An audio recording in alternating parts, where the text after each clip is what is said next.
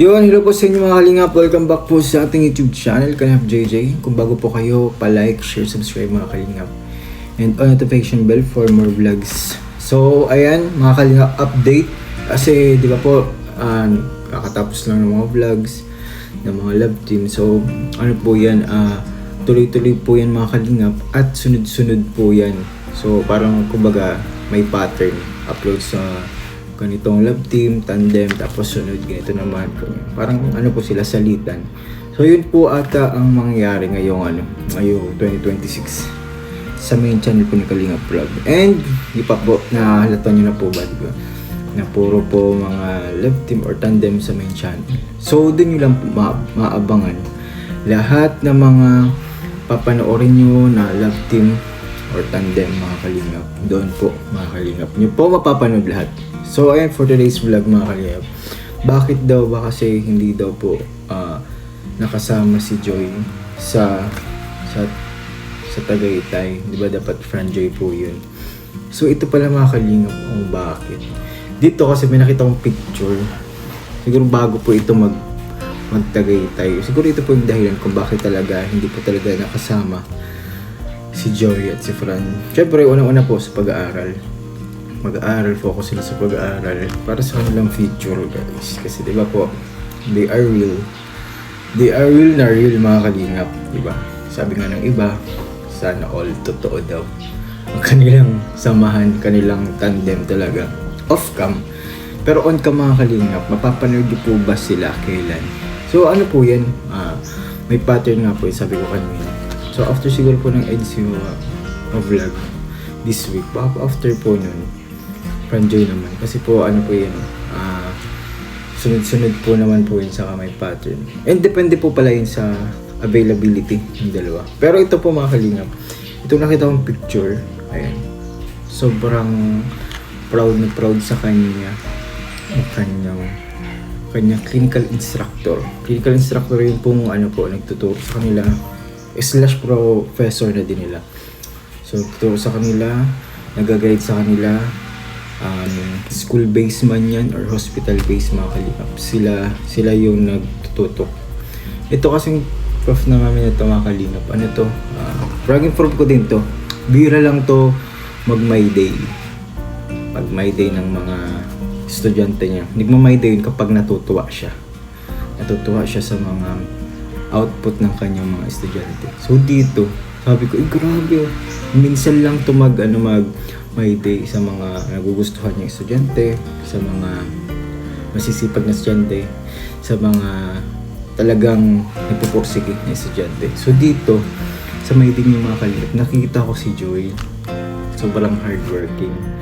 Eh, nakikita ko yung pagiging hardworking niya kasi talagang grabe pa pagsusulit niya. Pag-charting, paggagawa ng ng chart sa mga pasyente. So ano po ba? Ito po mga kalingap, papakita ko po sa inyo yung picture na nakita ko dun sa may day ng aking clinical instructor before and clinical instructor din nila Joy ngayon. Sobrang nakakatuwa at nakakaantig po kasi kakaiba po to. Kakaiba yung nakita ko.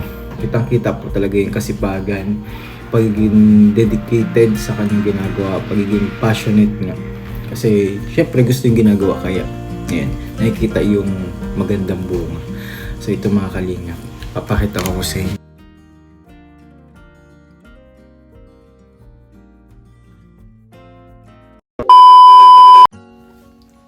So yun guys, nakita po natin kung gaano po ka hard work, kung gaano ka passionate, kung gaano ka dedicated pala si Joy sa kanyang pag-aaral. Siyempre, yun naman talaga po ang kailangan gawin ng lahat ng mga beneficiaries para maipakita po yung resulta ng pagtulong po sa kanila, di ba? Sobrang ganda po na maging resulta ay makikita mong ganyan, nakita niyo silang sobrang nag-aaral, grabe yung hardworking. Alam po natin na si Joy talaga po ay talagang mahirap din po talaga kasi may vlog sa kadahilanan na po na yun nga po, nursing po. Alam ko po yung po ni Joy yung sitwasyon in terms of scheduling. So sobrang hirap po talaga makahanap or makahagilap po ng oras na free sila.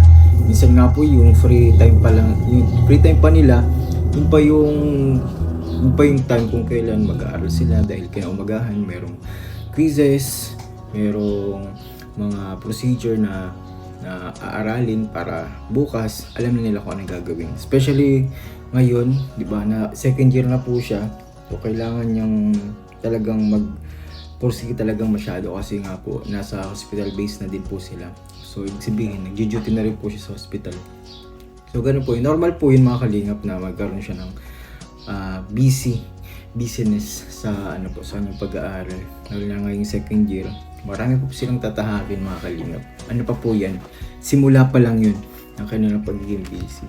Kaya po sa mga naghahanap, naghihintay ng vlog ko ng Franjoy, available si Fran sa ganitong araw, halimbawa. Tapos si Joy naman ay hindi kasi may pasok o kaya po ay may duty sa hospital, na sana po ay maintindihan niyo po, maunawaan niyo po kung bakit po minsan nade-delay, minsan matagal masundan. So yun lang naman po yung dahilan po, wala na pong iba. Yung pag-aaral lang po talaga yung pinaka dahilan po kung bakit nade-delay yung panilang pag-vlog. Pero pag meron naman pong opportunity na i-vlog naman po, di ba? So ayun po, thank you sa inyong lahat sa pagmamarathon po, especially sa konting episode pa lang ng Franjoy. Yan, sana po ay nasa playlist niyo po yan, lahat po ng yan. At sama-sama po tayong nagmamarathon dapat po. Sama-sama po tayong nanonood niyan habang naghihintay po ng panibagong episode or vlog po sa Franjoy. Alam ko po na medyo matatagalan, pero yun po pagmamarathon niyo po ay malaking tulong po yun para umangat po yung views ng Franjoy, mga episode ng Franjoy.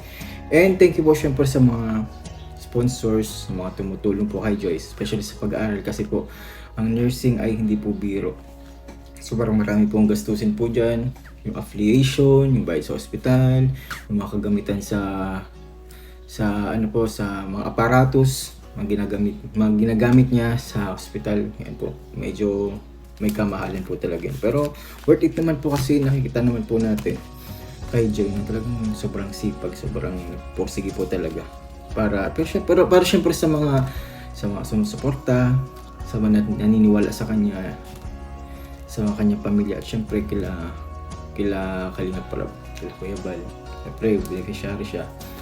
So yun po yung in-return na ginagawa niya, which is nakakatuwa po na nakikita po natin na sobrang sipag niya. And syempre si Fran din, ayun, naging tulay din po kayo para matulungan po si Fran sa kanyang pag-aaral. Kasi para po silang estudyante, parehas mahirap din hagilapin yung oras nila. O ganun po talaga kapag college, kaya po sana po maunawaan nyo yung kanilang struggles din, especially sa time na yan, pag-vlog.